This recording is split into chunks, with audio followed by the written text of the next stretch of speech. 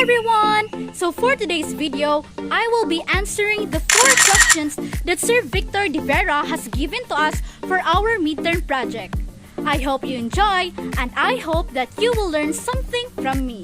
As a Filipino citizen, how can you sustain your needs despite the challenges in increased price in the market? As a Filipino citizen, I can sustain my needs despite the challenges in increased price in the market by being a wise consumer. A wise consumer who knows how to find substitute products for the goods that have expensive prices but can be substituted by another products which have cheaper prices yet high quality products. Furthermore, as a wise consumer, I know how to budget the amount of money I have to buy my needs. It's a matter of limiting yourself to buy less wanted products and prioritizing goods which are highly needed for our survival.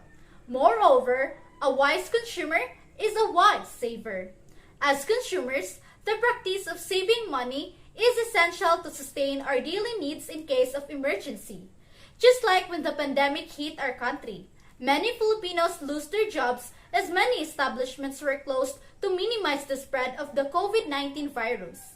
As a result, most of the Filipino families bear with extreme poverty and hunger, leading our country to suffer economic crisis. Fortunately, my savings have helped me overcome the crisis we've experienced during those worst times. In fact, through my savings, I was able to buy products for my daily needs though its prices increase. And I'm proud being a wise consumer where I was able to overcome the challenges in increased price in the market. How did COVID-19 pandemic, as well as unanticipated disaster like Typhoon Odette, affect demand and supply in our province of Bohol? The COVID-19 pandemic, as well as unanticipated disaster like Typhoon Odette, affect demand and supply in our province of Bohol by increasing the demand while leading to a decrease of supply, causing insufficiency to supply the increasing demands of Boholanos. Such goods and services that are in demand during and after the pandemic and unanticipated disasters are food products comprising rice, as it is our staple food, fruits, vegetables, and canned goods.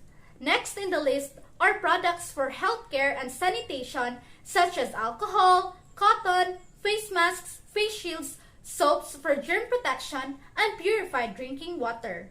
At the same time, the demand for construction materials such as hollow blocks, galvanized iron, cement, sand, gravel, and nails were also in high demand as many Boholanos lose their homes after the Typhoon Odette.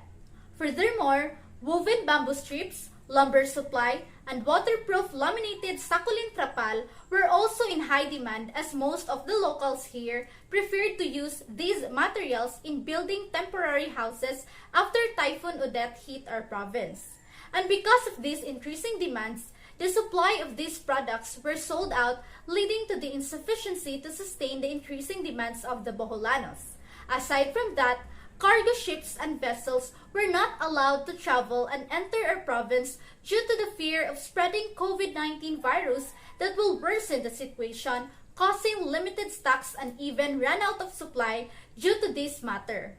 Moreover, after the Typhoon Odette, many cargo ships were devastated and the communication server in Bohol was interrupted that caused impotence to deliver supply of goods in our province of Bohol. According to recent studies, our GNP is declining. What advice would you provide to the next Philippine president so that our economy may get back in track?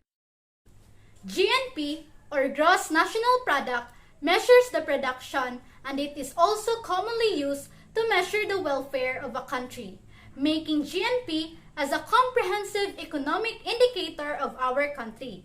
And the negative growth of GNP is an alarming issue that would badly affect our country's economy.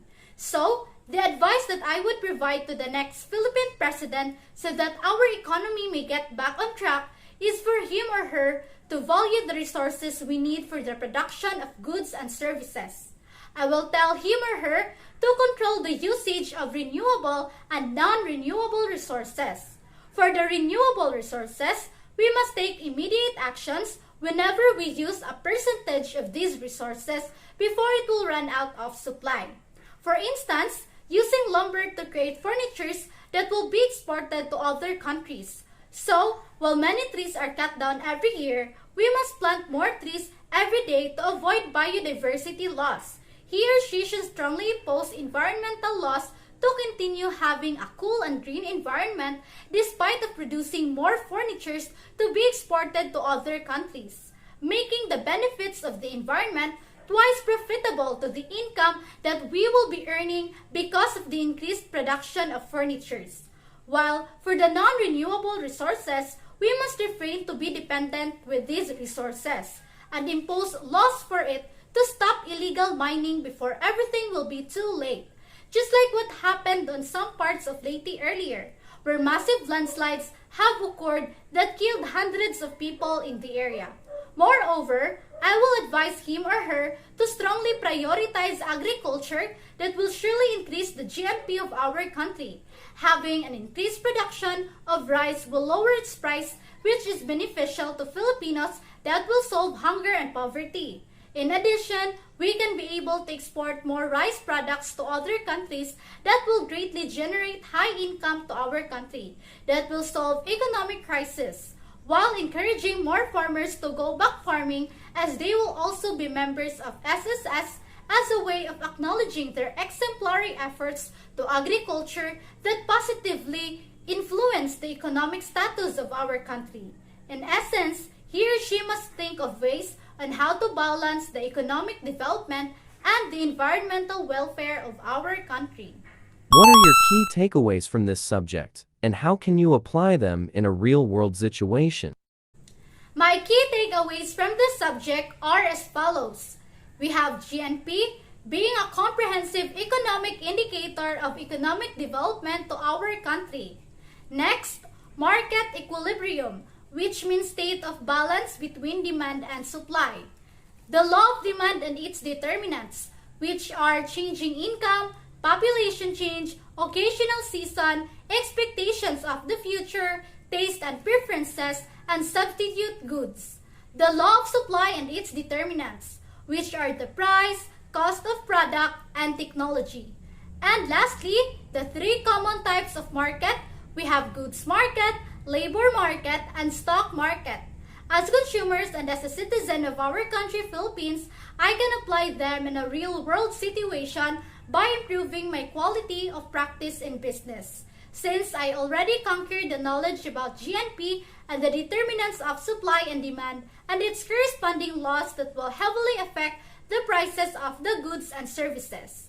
These key takeaways provide myself with not just an understanding of human behavior, but also cultivates myself to enhance my problem-solving, analytical, communication, and persuasion skills that are critical for success in today's job market.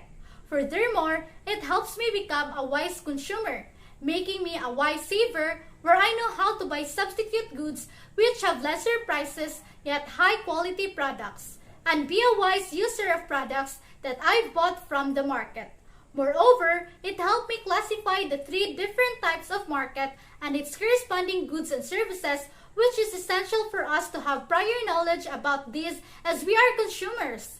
I've learned that goods market comprises our daily needs like foods, water, and clothes. Labor market, where I've learned that this is where workers offer their services and employers look for workers to hire, as well as stock market, where I've learned that commodities traded consist of securities of corporations, and these grant me to fully understand the differences among the three types of market.